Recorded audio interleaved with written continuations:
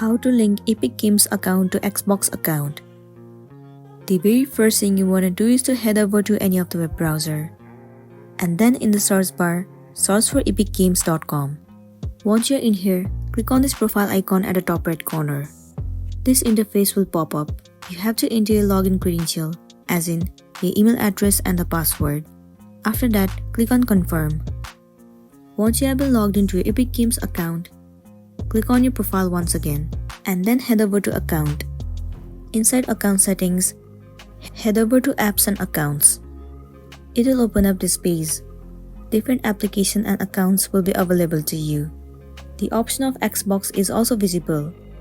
All you want to do is tap on connect. After that, you have to enter the login credential of your Xbox account.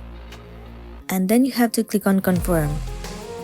Once you click on confirm, the Epic Game account will be linked with your Xbox account, and you'll be good to go. So that's all for today, and this is simply how you can link Epic Games account with your Xbox account. Make sure to smash the like button and consider subscribing if you found this video helpful. We'll see you in the next one.